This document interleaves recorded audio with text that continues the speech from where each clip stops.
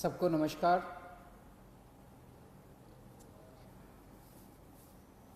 आज दिल्ली में लगभग 74,000 टोटल कोरोना के केस हो चुके हैं। 74,000 काफ़ी केसेस हैं, लेकिन इसको अगर हम थोड़ा समझने की कोशिश करें तो मैं यही कहूँगा कि अभी स्थिति काबू में है। चिंता की बात है, लेकिन घबराने की बात नहीं है। कुछ दिन पहले तक हम लोग लगभग 5 से 6 हज़ार टेस्ट रोज़ किया करते थे। जब हम 5 से 6 हज़ार टेस्ट रोज़ कर रहे थे तो 2 से 2.5 हज़ार केस रोज आते थे पॉजिटिव। हमने टेस्ट की संख्या बढ़ा के 18,000 कर दी। पिछले कुछ दिनों से 18 से 20 हज़ार टेस्ट रोज़ हो रहे हैं, तो 3 गुना हमने टेस्ट की संख्या बढ़ा के कर दी। तो जाहिर तौर पे जब टेस्ट इतने बड़े स्केल पे कर रहे हैं तो केसेस भी थोड़े से बढ़ रहे हैं। तो जैसे जब हम 5 से 6 हज़ार टेस्ट रोज़ कर रहे थे तो 2 से 2.5 हज़ार केस पॉजिटिव आते थे। अब जब 18,000 केस रोज़ कर रहे हैं तो अब 3 से 3.5 हज़ार केस इतने ही बढ़े। हमने टेस्ट 3 गुने कर दिए, लेकिन पॉजिटिव केस 2 से 3 हज़ार, पहले 2,000 आते थे, अब 3,000 आने लगे, 3.5 हज़ार आने लगे। तो जाहिर तौर पे मान लीजिए कल हम 1 लाख, 2 लाख, 3 लाख टेस्ट करेंगे तो केसेस थोड़े से ज़्यादा आएंगे। अच्छी बात यह है कि 74,000 टोटल केस अभी तक हुए, इनमें से 45,000 लोग ठीक हो चुके हैं। तो लोग बड़ी तेजी से जल्दी जल्दी ठीक हो रहे हैं। ज़्यादा टेस्ट करने की वजह से ज़्यादा संख्या बढ़ती हुई दिख रही है, लेकिन लोग ठीक बहुत तेजी से हो रहे हैं। 2400 के करीब टोटल लोगों की अभी तक मौत हुई है दिल्ली में। आज की डेट में 26,000 टोटल पेशेंट हैं। अभी कोरोना के 26,000 टोटल पेशेंट हैं। उन 26,000 में से केवल 6,000 हॉस्पिटल में हैं, बाकी सब अपने घर पे अपना इलाज करा रहे हैं। बाकी सारे पेशेंट माइल्ड, थोड़ा बुखार है, थोड़ी खांसी है, ऐसे ही हैं। 6,000 पेशेंट अस्पतालों के अंदर हैं। मैं पिछले कुछ दिन का डेटा देख रहा था। 19-20 तारीख के बाद से, आज 26 तारीख हो गई ना, पिछले एक हफ्ते में टोटल बेड की संख्या, जो बेड पे पेशेंट सभी हैं, जो बेड्स ऑक्यूपाइड हैं, वो लगभग 6,000 के करीब रही है। मतलब कभी किसी दिन 6,000 है, किसी दिन 6100 बेड है, किसी दिन 6200 है, किसी दिन फिर 6100 आ जाती है, किसी दिन फिर 6150 हो जाती है। यानी कि हालांकि रोज 3-3.5 हज़ार मरीज नए आ रहे हैं, लेकिन इन नए मरीजों को हॉस्पिटल के बेड्स की ज्यादा जरूरत नहीं पड़ रही। इसका मतलब ये सीरियस मरीज नहीं है। दिल्ली में जितने लोगों को कोरोना हो रहा है वो माइल्ड कोरोना हो रहा है, हल्का कोरोना हो रहा है। कोरोना होता है वो ठीक हो जाते हैं, उनको अस्पताल जाने की कम लोगों को ज़रूरत पड़ रही है। और जितने लोगों को अस्पताल से छुट्टी मिल रही है, लगभग उतने ही लोगों को अस्पताल जाने की ज़रूरत पड़ रही है। तो बेड की रिक्वायरमेंट जो है अपने दिल्ली में, वो अब 6,000, पिछले एक हफ्ते से लगभग 6,000 बेड्स की ज़रूरत है। और अभी हमारे पास दिल्ली में 13,500 बेड हमने तैयार कर रखे हैं। अस्पतालों में 13,500 बेड इस टाइम अपने तैयार हैं। उसमें से 7,500 बेड खाली हैं और केवल 6,000 बेड पे पेशेंट हैं। और ये 6,000 बेड पिछले एक हफ्ते से लगातार कांस्टेंट आ रहा है। मुझे ऐसा लगता है कि आने वाले समय में अगर ज़रूरत पड़ी तो शायद हो सकता है आईसीयू के बेड की ज़रूरत पड़े। अब हमें लोगों की जान बचाने के लिए हो सकता है आईसीयू के बेड बढ़ाने पड़े। तो हम दोनों ही कर रहे हैं। हालांकि हमने आज 13,500 बेड हमारे पास है, 7,500 बेड खाली हैं, फिर भी आज हमने कैबिनेट करी थी। कैबिनेट में हमने बुराड़ी के अस्पताल में 450 बेड और बढ़ाने की परमिशन दे दी, उसका पैसा सैंक्शन कर दिया। दिल्ली के बैंक्वेट हॉल्स के अंदर, अभी आप लोगों ने अखबारों में पढ़ा होगा, मैं परसों गया था, LNJP हॉस्पिटल के सामने एक बैंक्वेट हॉल है, उस बैंक्वेट हॉल के अंदर 100 बेड का हमने इंतजाम किया है। ऐसे दिल्ली के जगह जगह बैंक्वेट हॉल्स के अंदर हम बैंक्वेट हॉल को अस्पताल के साथ जोड़ देंगे। उस बैंक्वेट हॉल में हम बेड, दिल्ली के कई सारे बैंक्वेट हॉल्स में बेड्स का इंतजाम कर रहे हैं। तो हम हाथ पे हाथ धर के नहीं बैठे। जैसा मैंने कहा, पिछले एक हफ्ते में 6,000 बेड से ज़्यादा की जरूरत नहीं पड़ रही। आज हमारे पास 13,500 बेड है, फिर भी कल के लिए हम तैयारी कर रहे हैं, परसों के लिए तैयारी कर रहे हैं। अगर बाई चांस ज़्यादा ज़रूरत पड़ती है तो हम उसकी तैयारी कर रहे हैं। बीच में कुछ दिन ऐसे थे, जून के महीने के पहले हफ्ते में, जब थोड़ी सी पूरे दिल्ली के अंदर बेड की कमी हुई थी, मेरे पास भी खूब फ़ोन आते थे। रात रात भर मैं लोगों के फ़ोन अटेंड करता था, उनके लिए बेड का इंतज़ाम करता था, इस अस्पताल में, उस अस्पताल में। अब स्थिति कंट्रोल में है। अब काफ़ी होटलों के अंदर हमने पिछले 10 दिन में लगभग 3,500 बेड्स का इंतजाम किया होटलों के अंदर, उनको हमने अस्पतालों से अटैच कर दिया। इस वजह से बेड्स इतने बढ़ गए हैं। और अब आने वाले टाइम में बैंक्वेट हॉल में बेड्स लेंगे, बुराड़ी अस्पताल तैयार हो जाएगा, और भी कई सारे स्टेप्स उठा रहे हैं। साथ में ICU के अंदर बेड्स बढ़ा रहे हैं, GTB हॉस्पिटल में, राजीव गांधी हॉस्पिटल में और LNJP में। इन तीनों के अंदर ICU के बेड्स की बहुत बड़े स्तर के ऊपर हम मात्रा बढ़ाने जा रहे हैं, ताकि अगर सीरियस मरीजों को ज़रूरत पड़े तो उसकी हमारी तैयारी होनी चाहिए। मौत के अंदर कोरोना से लोग, अगर कोरोना, पहली बात तो भगवान करे कोरोना हो ही ना आपको, अगर कोरोना हो भी जाए तो आप सही सलामत ठीक हो जाएं। कोरोना की वजह से मौत नहीं होनी चाहिए।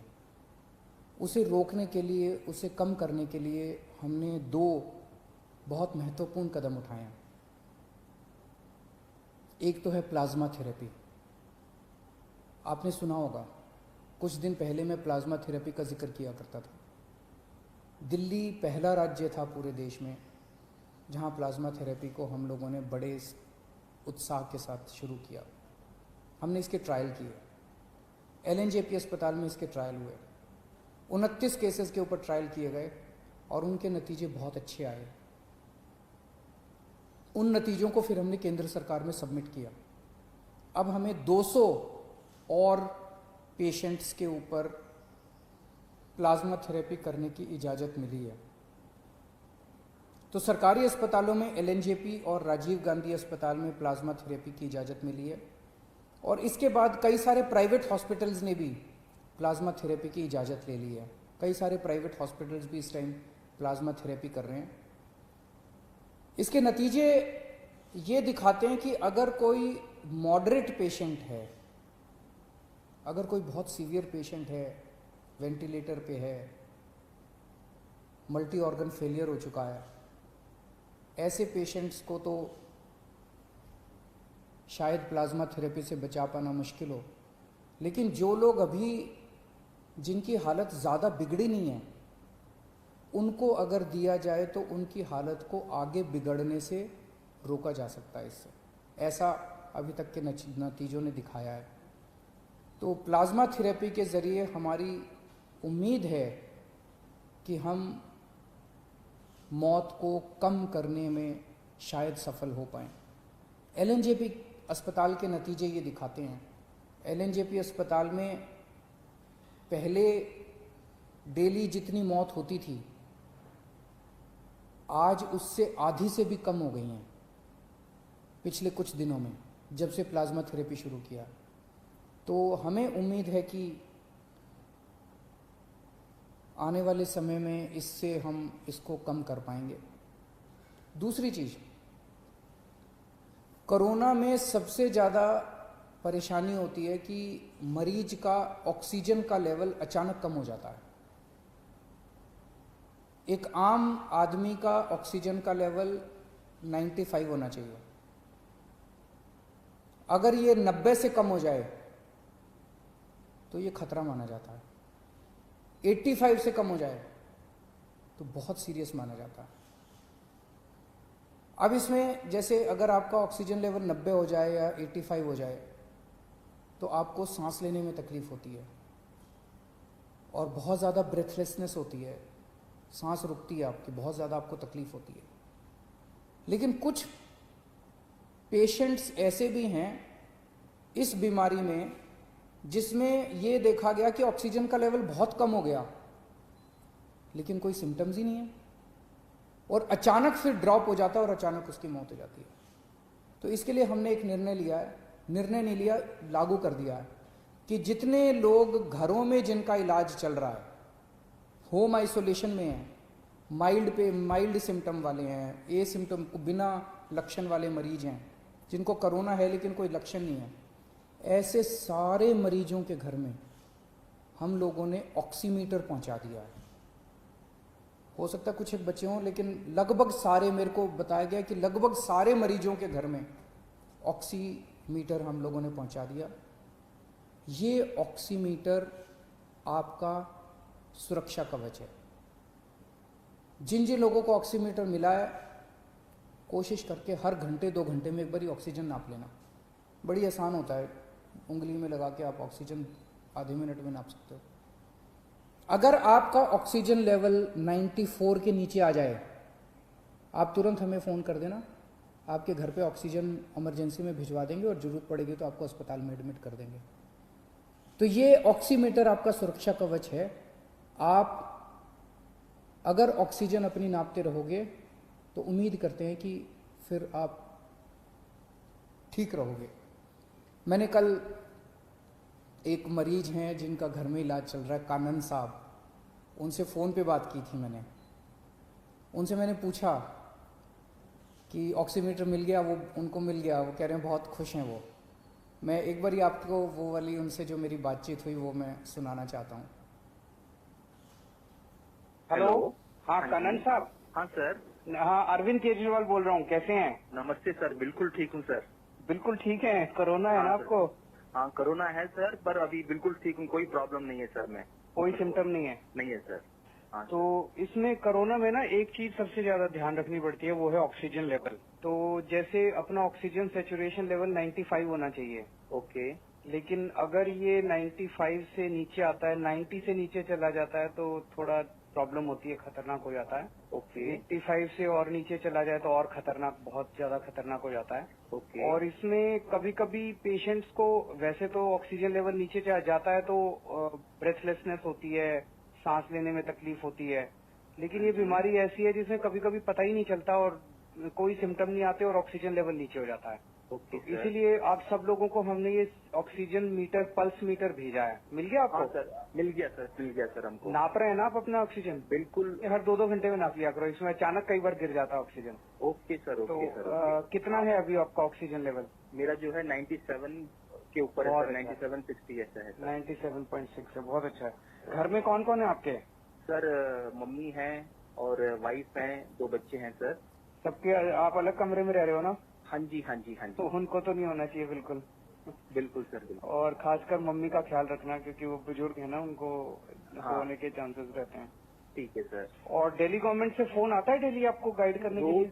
रोज आता है सर मेरे। रोज फोन आता है? अच्छा, वेरी गुड, वेरी गुड। भगवान आपका भला करे, आप जल्दी ठीक हो, जल्दी स्वस्थ हो, ऐसी मैं कामना करता हूँ। हाँ sir, thank you sir, thank you. आपने मुझसे बात किया, मुझे बड़ा अच्छा लगा सर। थैंक यू कानन साहब। बाय। हेलो। हाँ, तो आप लोगों ने बातचीत सुनी कानन साहब से। इस तरह के ढेरों मरीज हैं, जो हज़ारों मरीज हैं जो अभी तक घर में ठीक हो चुके हैं और जिनका अभी घर में इलाज चल रहा है, उनकी भी सेफ्टी के लिए हम कदम उठा रहे हैं और जो अस्पताल में आ रहे हैं उनकी भी इलाज के लिए कदम उठा रहे हैं। तो जो लोग बीमार हैं, भगवान से प्रार्थना करता हूँ जल्दी स्वस्थ हों, और जो लोग बीमार नहीं हैं, भगवान से प्रार्थना करता हूँ कि उनको कोरोना बिल्कुल ना हो। शुक्रिया।